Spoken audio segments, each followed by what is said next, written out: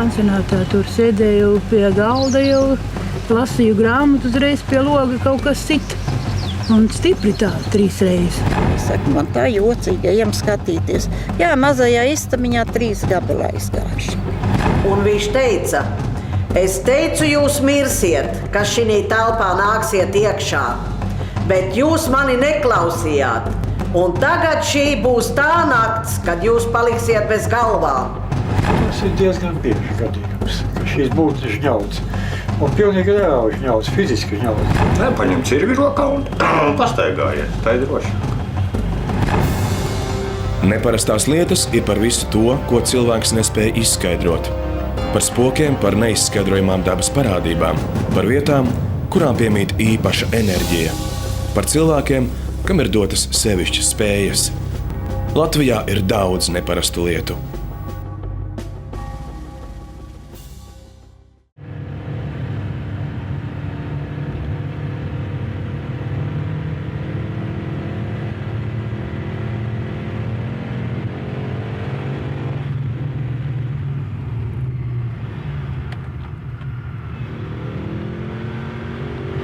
Blankenfeldas mūža, skatot pēc vēstures un pēc visa, tiek uzskatīta viena no drausmīgākajām spoku mūžām Latvijā.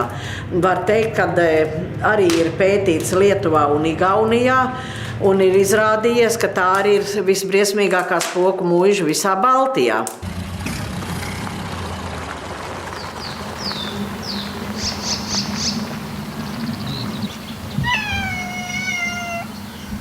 Blankenfeldas mūža atrodas klusā un nomaļā vietā pie pašas Lietuvas robežas. Ārēji nekas neliecina par asiņainajiem notikumiem, kādas te piedzīvojuši mūžas iemītnieki. Arī mūžas istabās valda miers un klusums.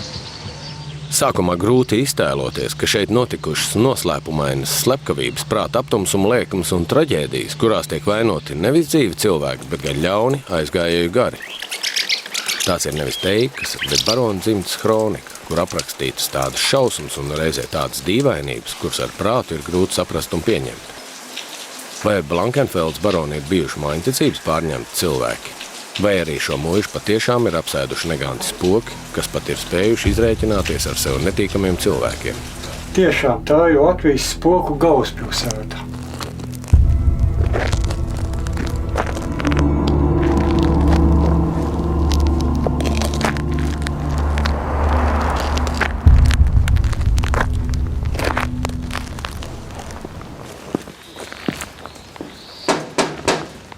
Mēs šī mūžā ienācām iekšā 1993. gadā, tā, kad tika nolikvidēti visi kolhozi.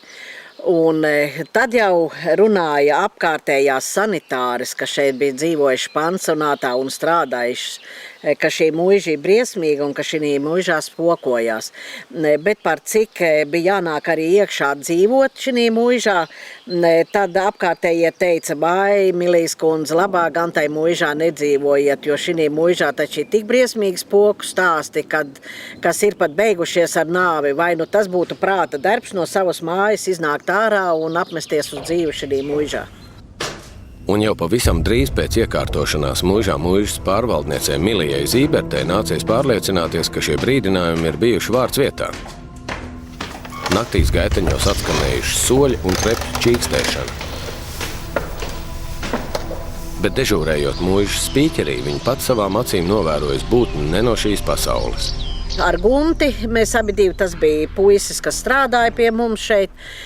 Abi divi sēdējām un vaktējām, jo mums apkārt tas kontingents diezgan ir tāds, nelabvēlīgs, un it sevišķi pirmie sākumi jau bija dikti nelabvēlīgi.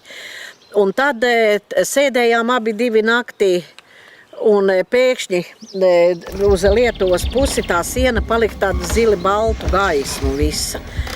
Un parādījās tāds pelēks tēls, aizgāja pa to sienu un pazuda, ja? Un viss palika tumšs. Guntis tas atčuknījās pirmais, jā, atjēdzās pirmais, un viņš man tagad satausta mani un piebiksta tā, viņš saka, tu redzēji? Kad mēs pakāpāmies tie augšā, mēs pagriezāmies vienkārši uz to pusi, un tur momentāli tāda milzīga balta plamma uz to sienu bija, un tas bija rauni 12.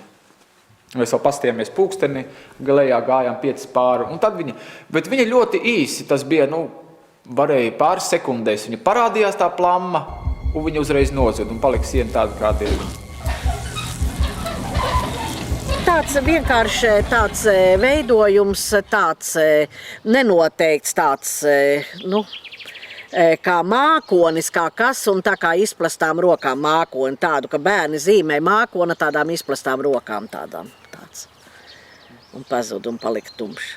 Un nācām mēs vēl, tā pārvaldniece toreiz laikam nebija, kas vēl te kaut kas bija ar mani kopā. Un tas laikam bija nobiest, es teicu, es iekšā neiešu, es viņam otrā dienā, mēs pastāstījām viņam, ka mēs esam redzējuši to spoku. Tas teica, nē, es palieku labāk lejā, tu pats augšā. Un atkal es to pašu redzēju. Pilnīgi atkal, un tas pats pulksteni 12.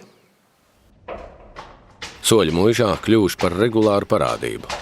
Interesanti ir tas, ka šie soļi allaži atskanējuši vienā laikā un vienā konkrētā maršrutā. Turklāt soļu tuvošanos varot pat paredzēt. Sākumā mūža sēkā esot dzirdama jocīga vēja pūsma. 90. gados mūžā strādājis Edvīns Slagunskis, kuram reiz nācies palikt mūžā vienatnē, dežūrēt. No sākuma nekas nebija, kamēr nesākās tas vējš. Tā kā vējš sākās pēc pusnakts, tad tā jocīgāk bija, kad tie koki sāk šalkt. Iegrabās vienā vietā, otrā vietā jāiet jāskatās. Zini, ka tu viens pats esi palicis vairāk neviena. Izgāja tādā koridorā saucamajā augšā. Tad iedzirdi, kā apakšā staigā. Tā kā staigātu, bet vai staigā vai neviens, ja jau būtu kāds staigās, tad tur arī būtu kādu atradis uz vietu. Bet neviena nebija. Saku vienkārši, sajūta tāda nepatīk. Paņem cirvi rokā un pastaigājies, tā ir drošāk. Tas ir vienā un tādā pašā laikā. Ja tas 12. tanī dienā, tad noteikti nākošā reizē viņš atkal ir 12. Viņš neizmainās, viņš tieši precīzi tādā laikā viņš ir. Noslēpumainie soļi bijuši dzirdami arī padomju laikos, kad mūžā bija ierīkots veco ļaužu un vēlāk arī garīgi slimo pansionāts. Un visi cilvēki runā par vienu un to pašu maršrutu. Mazgājot zāli, tās trepes sāka čīkstēt. Es sāku klausīties. Es domāju, kāpēc tur čīkst? Un tā kā tādi soļi augšā. Direktore bija Kalniņa Milda, tagad viņa ir mirusi, kā saka. Un tad es viņai kādreiz prasīju, es saku, kāpēc, es saku, tur tādi trokšņi ir augšā? Viņa saka, tu neliecies nezinis. Tur invalīdi nebija tad augšā vēl. Vairāk dzirda mūžas galā, kur bija baronesei iepriekšējai guļamistabas. Tur no turienes it kā nāk, un tad pa durīs viņa kaut kur iziet pa durīm ārā, un tad nāk lejā pa loka trepēm un iziet laukā. Pēdējos gados mūžā ir vairāk kārt paviesojušās barona Hāna mazmeitas Adina un Martina. Viņas domā, ka soļi varētu piederēt viņa vecmāmiņai, baronesei Annai Elizabetei, kas nāk apciemot savu mirušo meitiņu. 20. gados, kad Hāni devušies uz Vāciju, viņi gribējuši bērnu pārapbedīt, bet Latvijas varas iestādes to nav atļāvušas. Baronesei vēl dzīves laikā bija paradums katru dienu caur guļamistabas logu sasveicināties ar tuvējos kapos apbedīto meitiņu. Es domāju gan, ka tā meitiņa gāja bojā, ka viņa nomira tai pašā viņas guļamistabā. Mazbērniņš būdams, ka viņa nekur citur arī nevarēja būt. Jo kronikās tā rakstīts, kad mazā mīļā meitiņa Aleksandra nomira manās rokās. Tad viņa nekur koridorā nesēdēja, viņa tikai sēdēja ar viņu guļamistabā. Baronesei Annai Elizabetei bijuši 6 dēli, un nebūtu brīnums, ka viņa nav spējusi samierināties ar vienīgās meitiņas nāvi. Bet risinot šo mīklu tālāk parādās neviena pretruna. Viena runā, ka ļoti skaidri dzirdējušas maigus sievietes soļus. Bet citi runā par izteikti smagiem, klaudzošiem soļiem, kas nekādi nevarētu piederēt sievišķīgai būtnei. Un šajā vietā stāsts iegūst pavisam ērmotas aprises. Barona dzimtas kronika jau vairākus 100 gadu runā par kādu vīriešu tēlu, kas pirmajā mirklī varētu likties pat komisks. Tas ir Marķijs de Visla. Franču izcelsmes punduris, kurš esot uzturējies mūžā kā reāls cilvēks, turklāt nodzīvojis 246 gadus. Mazais Marķijs vēl pirms Pirmā pasaules kara esot devies medībās kopā ar baronu Hānu un sēdējis viņam uz pleca. taču sasaldējies un nomirs no appusēm plaušu karsoņa. Tas it kā liek domāt, ka hronikā ir arī izdomātas safantazētas lappuses. Taču Hānu pēcteči šo stāstu uztver pilnā nopietnībā. Baroni Hāni šo mazo marķīzi de Vislu tagad tur sev tā kā tādu kā relikviju, kā varētu teikt, jo viņi ir izveidojuši viņu lelles veidā. Un viņš pat 1991. gadā bija atbraucis no Heršingas Vācijā pie mums šeit uz Latviju un paviesojās atkal Blankenfeldas mūžā. Runa ir ne tikai par lelli, bet arī pundurīšu rēgu, kas joprojām parādās Blankenfeldas lielajā viesu uzgaidāmajā istabā. Viņu savām acīm esot redzējusi barona Hāna mazmeita Martina pirms dažiem gadiem viesojoties mūžā. Viņa viņu bija redzējusi kā mazu tēlu, kas nāk viņai pretīm. Bet mazo marķīzi de Visla mēs neesam viņu redzējuši. Viņa mūs sauca, lai mēs nākam viņu skatāmies, bet mēs ar Helgas kundzi abus divus bijām iznākuši. Mēs viņu neredzējām, bet viņa ar viņu runāja un viņu redzēja. Ja pieņemam, ka Marķīs ir bijis reāls mūžas iemītnieks, kurš varbūt nav gluži nodzīvojis minētos 246 gadus, tad hronikā viņš aprakstīts kā omulīgs vīriņš, kurš mēdz uzvaktēt jaunus, neprecētus pārus. Ja pa pāriem ir iegājuši gulēt, tad, ja sāk kaut ko ne tā, kā pa viņa prātam bijis, tad viņš sasita savas mazās roķeles un teicis, tiš, vēl nav laiks. Viesu uzgaidāmajā telpā, kur barona mazmeita esot redzējusi Marķīzes spoku, notiek arī citas ērmotas lietas. Pirms dažiem gadiem 4 cilvēku acu priekšā gaišā dienas laikā noticis kaut kas tāds, ka klātesošajiem mutes palikušas vaļā. Tas noticis brīdī, kad Milija Zīberts cienājusi savu viesi, Rundāles muzeja direktoru Imantu Landsmani, cienājusi ar mūžas sāboliem. Viņi ēda vienkārši pusdienu, darījuma pusdienas pie. Es apkalpoju viņus un tad, rudens pie taisnē ābolus uznes uz galdu un tad Milijas kundze viņam teica, lai viņš paņem ābolu uzēd. Un tad viņš tā sniedzās un tas ābols pats nāca pretīm. Viņam bija kafijas krūze un tad kafijas krūzē iekrita. Viņš tā lēnām pacēlās no tās šķīva uz augšu un iekrita. Nāca vienkārši pretī nāca. Tā kā viņam no tā galda kāds dotu to ābolu. Vai arī šis būtu bijis kārtējais pundurīšu triks? Un vai kādreiz pat tiešām ir eksistējis šāds Marķīs de Visla? Par to vēsture klusē, izņemot Hānu dzimtas hroniku. Vai ir kāds pamats domāt, ka smagie soļi mūžas gaiteņos varētu piederēt mazajam omulīgajam Marķīzam? Jānis Arvīts Plaudis atbildi uz šo jautājumu cenšas atrast kārtīs. Tās stāst pavisam ko citu. Pēc Plauža domām baroneses guļamistabā ir izcinājusies kāda nelaimīga mīlas drāma. Kārts arī apgāž versiju par baronesi, kas nāk apciemot savu nelaiķa meitiņu. 6, 7. Ziniet, te gan joki iznāk, kad drīzāk vīrietis, jauns vīrietis. Un vēl kaut kāds, kurš vismaz piedomā, tas augšējais tas piedomā, mīlestība. Viņiem nav izdevušās attiecības. Tam, ko jūs visu laiku pieminējat, tas viņa domas, viņa rūpes, tas lielais kungs, galvenais. Viņiem nav izdevušās mīlestība attiecības. Saņems pa tāds tukšu neizdevusies ziņu, šis jaunais saņems pa mīlestību. Vai tiešām tad iznāk, ka vīrietis tad pienāk? Hānu mazmeita Adina un Martina pirms dažiem gadiem nakšņojot mūžā līdzās kādreizējai baroneses guļamistabai, sev par lielu pārsteigumu pamanījušas vīriešu drēbes. Viņa blakus savai guļamistabai it kā naktī redzēja vīriešu pletkraklus pakaramo. Mēs ejam skatīties, vīriešu pletkrakla nav, bet viņi saka, man viens vīrietis guļ blakus tā istabā, jo tāpēc, ka uz pakaramā ir vīriešu pletkrakls. Un tā arī tā Dina pēc tā vīriešu pletkrakla salasīja savus čemodānus un nakti 2 aizgāja uz to viesnīcu gulēt. Kas ir šis vīrietis?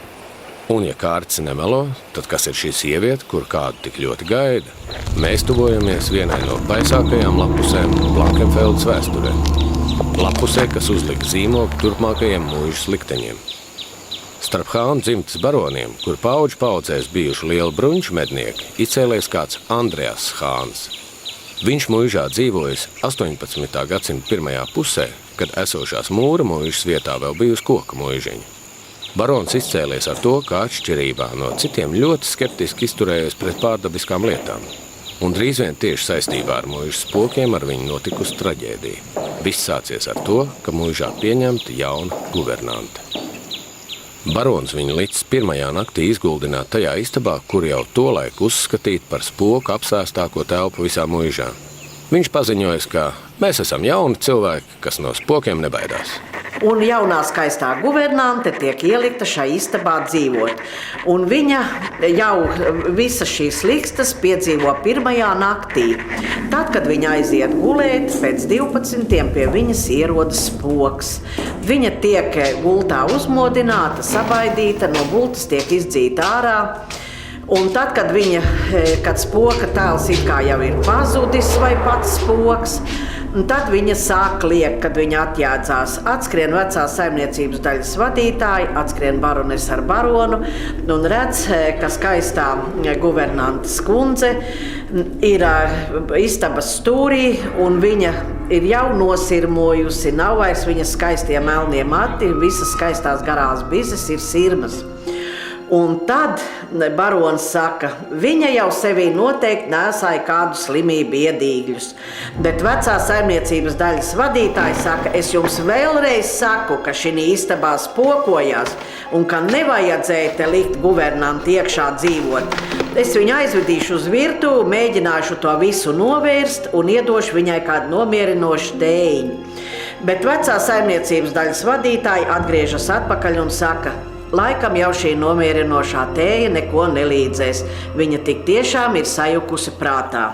Barons palicis pie sava, ka mūžā nav nekādu spoku un nolēms pats šajā telpā pārlaist nakti. Viņš uzaicinājis Meškungu un savus draugus virsniekus uz kāršu partiju. Pēc 12, kad jau huzāra leitnants un leitnanta biedrs jau ir stingri iedzēruši un taisās tā kā iemigt, kāršu spēle vairs nevadās, tad barons saka, jāiet man arī mazliet atlaisties, te jau nekas nebūs.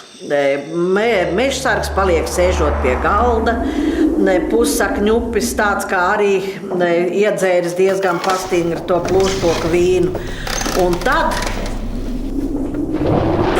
kad viņi visi jau ir iemiguši, ierodas atkal spoks, un viņš teica, es teicu, jūs mirsiet, ka šī telpā nāksiet iekšā, bet jūs mani neklausījāt, un tagad šī būs tā nakts, kad jūs paliksiet bez galvām. Un tā arī viņš izdarīja. Galvas tika nocirstas huzāru leitnantam un leitnantu biedram.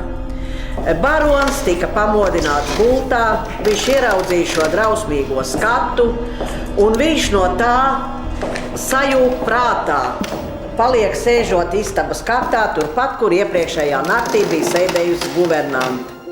No rīta, kad baronese nevar sagaidīt nevienu, kas nāktu brokastīs, viņa iet uz šo istabu, atver tās durvis un ierauga 2 mirušos kaimiņu puišus. Tad viņa ierauga savu vīru istabas kaktā, pilnīgā vaiprātā izskatā, un mežsargu, kas sēž gultā.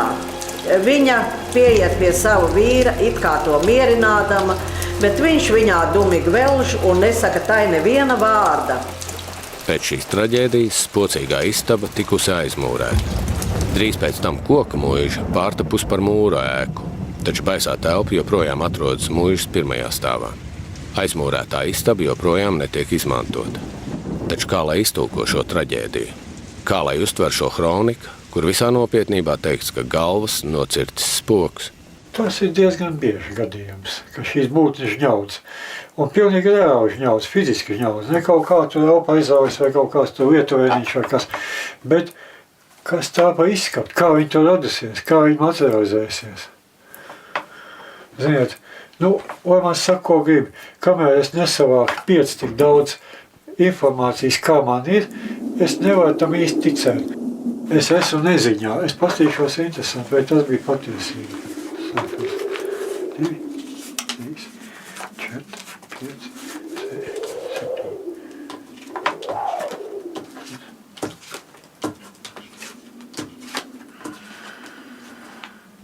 kā bija. Nu, ziniet, šitam es pats neticu.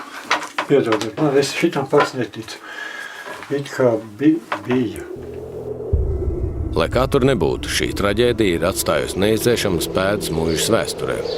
Arī vēlākais liktenis Blankenfeldē sagadīšanās pēc bijis saistīts ar nāvi un prāta aptumsumu. Pēc pirmās brīvvalsts nodibināšanas, kad pēdējie baroni devušies uz Vāciju, mūža kļuvusi par veco ļaužu un vēlāk padomju gados arī psihiski slimo cilvēku pansionātu. Cilvēku nāvi mūžas telpās turpmāk kļuva par ikdienu. Mira. Mira ļoti daudz mira. Mirušie tika novietoti. Tagad, kā lai sauc, tējas namiņš vai kas tagad ir. Tur viņi tika novietoti. Tanī Jānis bija projām. Jāies zārko.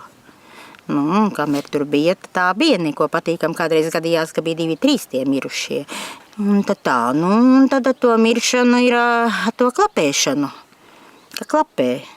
Nezinu, kāpēc. Liekas, ka tā ir, ka piesit pie loga vai pie durīm. Vienreiz es pansionātā tur sēdēju pie galda, jau lasīju grāmatu, uzreiz pie loga kaut kas sit. Un stipri tā 3 reizes. Piesit, izgāja ārā, paskatījos, nekā nav. Un beigās turpat blakus, skatos, ka jau aizgājusi ir. Tas ir gadījums, kad saka, mēs toreiz ar to Austriņu Nilaiķa abas divas sanitāri istabā sēdējām. Un es tā kā bišķi piesnaudusies, es saku, viņi saka, es jau tikko nācu, tur neviena nav, viss kārtībā ir. Es saku, man tā jocīgi, ejam skatīties. Jā, mazajā istamiņā 3 gabeli aizgājuši. Un tādi, tāds kā liekas, ka pie durīm kaut kas piesit vai ne.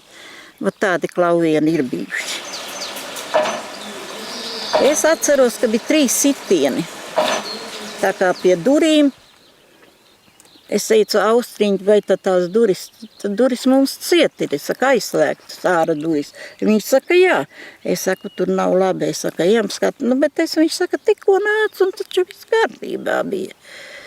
Aizejam, jā. Tikko, kā saka, elpu jau dziest ārā. Vismaz viens, vai kovētu jau no gara pasaules, fiziskā pasaulē, vai enerģija. Tas viecina pirmkārt, ka tas cilvēks drusku pārdzīvo, prognozējot. Drusku, es saku, drusku. Varbūt kārtīgi. Un otrs, ka viņš tā kā dod ziņu tiem dzīviem. Tā ir sava veida atvadīšanās. Katrā ziņā tie gari, kas joprojām mājo Blankenfeldē, gribot kontaktēties ar cilvēkiem. Un Milija Zīberta uzskata, ka pats galvenais ir mācēt ar viņiem sadzīvot. Kad es vēl neesmu aizgājis gulēt, un ka es jūtu, ka tie soļi pa trepēm nāk augšā, tad satais durvis vaļā un izaitēju koridorā un saku, Guten Nacht, Großmutter Elizabete. Un tad viņa ātri aiztipina uz savu guļamistabu projām, un tie soļi pazūd, un tā kā 2 mēneši viņi nav dzirdami. Bet tagad pirms Jāņiem, jūnija sākumā, kad bija pilns mēnesis, tad bija tie soļi, kad dzirdām trepas nočīkst un Großmutter nāk augšā. Vēl kādu interesantu domu izsaka Kāršu licējs Jānis Arvīts Plaudis. Viņa prāt mūžām ir tieši tāda aizgājēju gari, kur paši šādu likteni izpelnījušies pārāk aizraujam. Klausties sarunas par slimīgām ziņām, pagaidiet sarunas par slimīgām ziņas, slimības saruna ceļš. Iespējams, es kļūdos, bet man rodas iespējas, milzīgi veicies, vai tik viņi nav saukuši garas spiritisti bijuši, vai kas. Interesanti būtu pastudēt to cilvēku biogrāfijas, kas tur pašā sākumā dzīvoja. Vai nav bijuši masoņu tipu spiritisti kādi tādi. Jo milzīgi labi viņiem ir veicies, milzīgi labi veicies. Man liekas, ka viņi ir ņēmuši viņu pa savu palīgā šais pasaules vietās un to paši sācies. Vai kāds no mūža kādreizējiem baroniem patiešām ir pārlieku aizrāvies ar okultām lietām? To mēs droši vien nekad neuzzināsim, bet mēs zinām citu piemēru, muļķīgu un traģisku noslēgumu. Lai cik pamācoši tas neizklausītos, asiņainākā lapus Blankenfeldes vēsturē ir saistīta tieši ar spoku izaicināšanu.